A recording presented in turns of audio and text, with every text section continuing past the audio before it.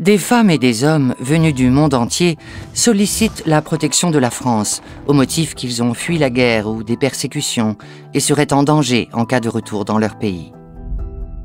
Comment leur demande d'asile est-elle examinée?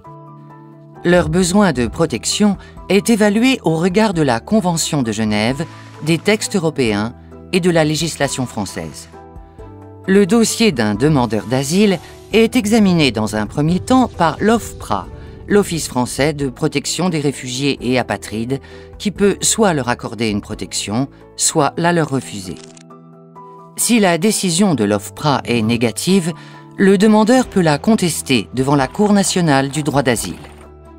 La CNDA permet donc aux femmes et aux hommes dont la demande d'asile a été initialement rejetée de la faire valoir à nouveau.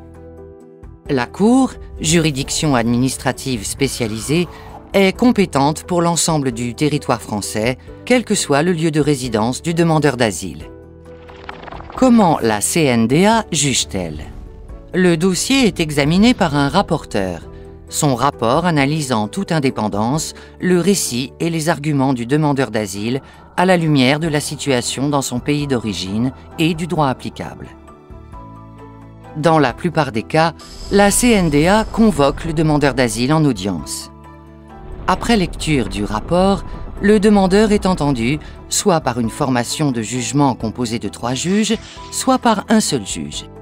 La formation de jugement entend aussi l'OFPRA. Le demandeur peut être assisté d'un avocat. Si besoin, un interprète est mis à disposition par la Cour. Le juge de l'asile détermine si la demande est crédible et évalue les risques que le demandeur encourt en cas de retour dans son pays.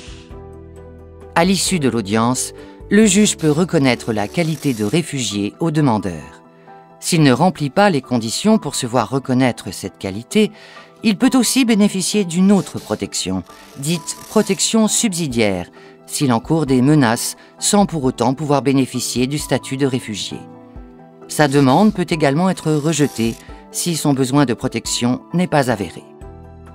En cas de rejet du recours, le Conseil d'État peut être saisi par la voie de la cassation.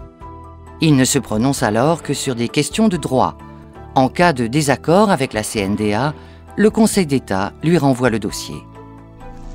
Gardienne du droit d'asile, la CNDA représente une garantie essentielle pour tous ceux qui expriment un besoin de protection.